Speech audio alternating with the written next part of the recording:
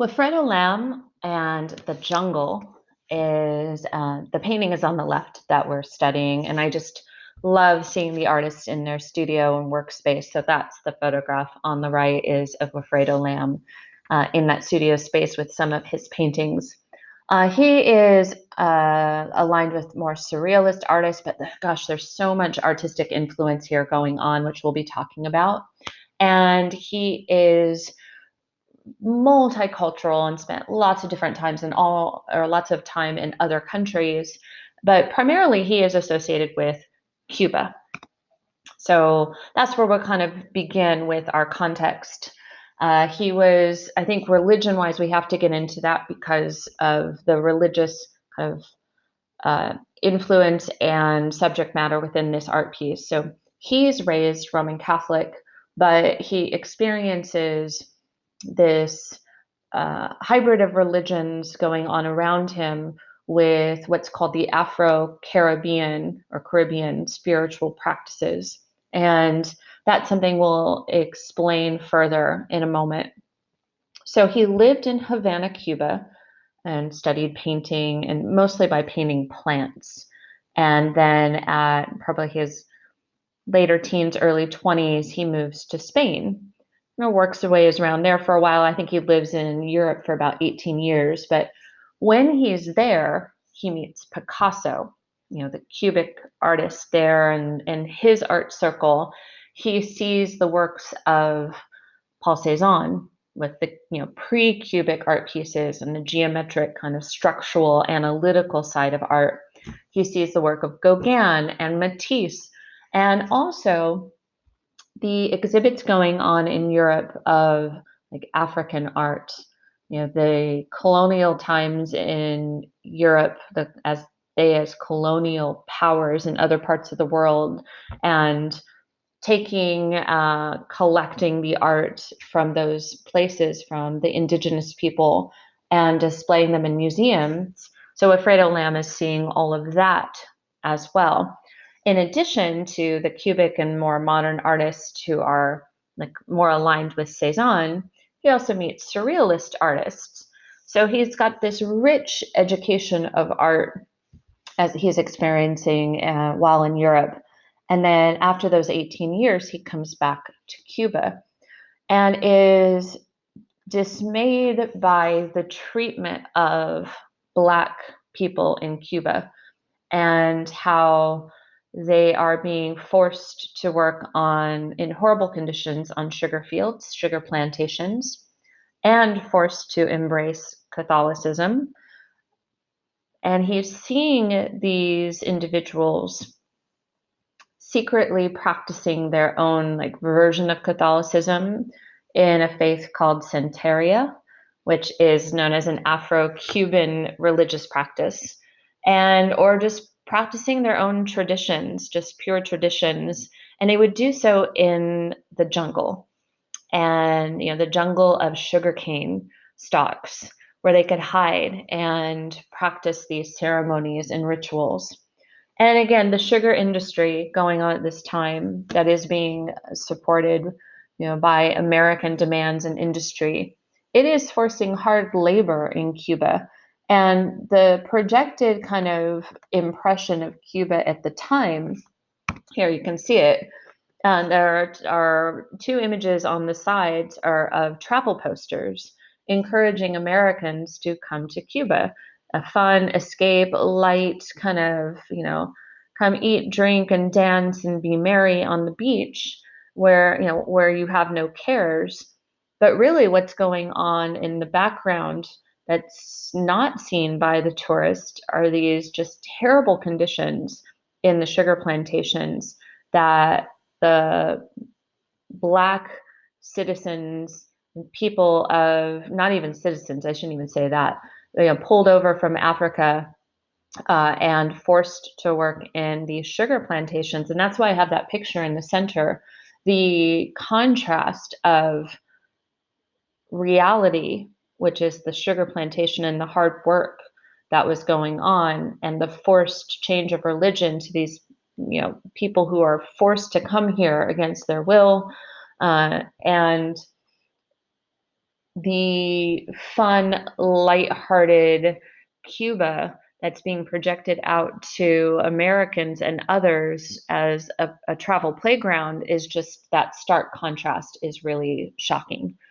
So that's an important thing to keep in mind. And that's what was, I think, shocking to Wilfredo Lamb as well. And he wanted to highlight that and in his art.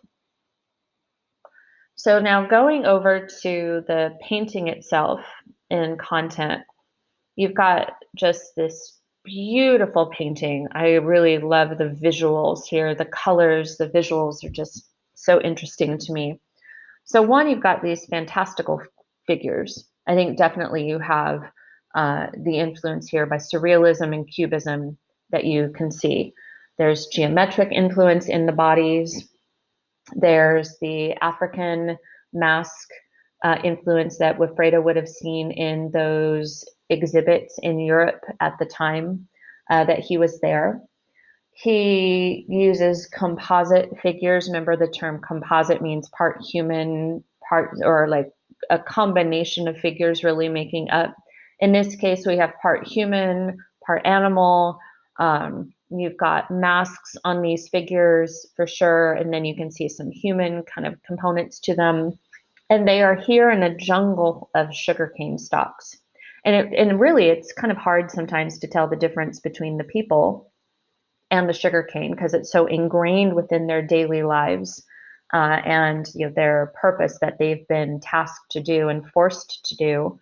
So they kind of blend in, but they're trying to purposefully blend in as well to continue practicing their faith.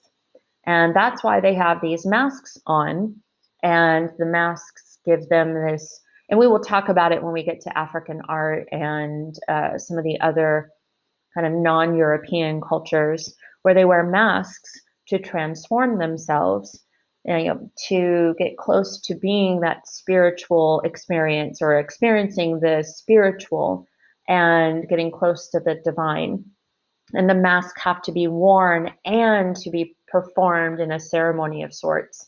So that's definitely coming across here with some of the masks that you see. The technique and the material, I mean, technique is painting, but the material I put in your content sheet here and highlighted it, this water-based paint that gives it, it's like a watercolor that you can see. It's not really glossy, but it definitely is like a matte finish, this gouache paint.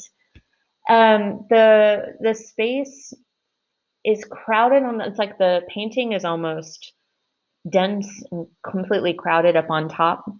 And then at the bottom, so you can see the ground here, it's a little less crowded. You can see more space, kind of grounding it in the landscape reality, even though it's very condensed and you feel like you're there, a part of it. Also, I love the emphasis on the really thin, long legs and the out of proportion, enlarged feet that you have. The figures, in a way, I don't know if he's trying to get across this idea of dancing and moving. So the figures kind of feel unstable because of the enlarged feet and the very thin legs, and then the top heavy figures. It's an interesting kind of figural display where you just kind of feel out of proportion, and that gives them a little bit of instability. Very top heavy, and then very feet heavy, which is an interesting combination. So here's a close-up just so you can see some of the masks in a close-up and some of the things to use to cut the sugarcane there. The sugarcane stalks versus the figures. Just wanted to give you a chance to look and see the influences of Cezanne, Picasso, surrealism, but yet in the colors and the kind of the more color work maybe of Gauguin, but yet so completely and uniquely his own with Wilfredo Lamb, highlighting a people and a situation that came to his attention and he feels deeply connected to, and wanting to highlight that and make that known in contrast to the impressions of the West and what they think of Cuba.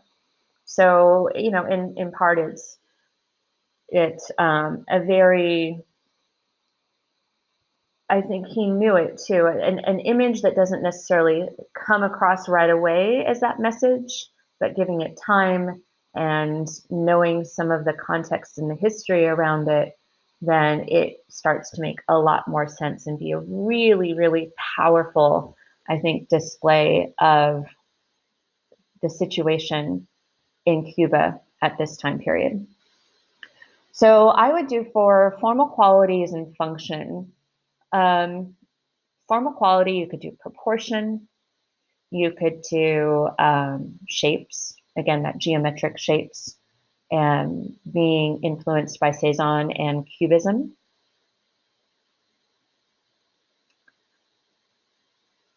The other thing you could do is, proportion, and again, giving it that sense of enlarged feet, enlarged tops kind of helps give it that instability, that sense of maybe movement and energy to it that comes from movement and the ceremonial display that they are secretly doing within the jungle of the sugarcane. Also think the shapes kind of blend in nicely with the stalks of sugarcane, so that would work too. Function here, absolutely social commentary. It has a spiritual, I think, function as well as you display this Afro-Cuban religious practice, and then knowing then them doing this in secret, having to do this in secret because they're being forced by others to embrace a religion that is not their own. So I think spirituality and religion and history, context here, social commentary, all work with this. So again, that is Wilfredo Lamb and the piece The Jungle, the painting The Jungle, from more of a surrealistic approach to art from Cuba.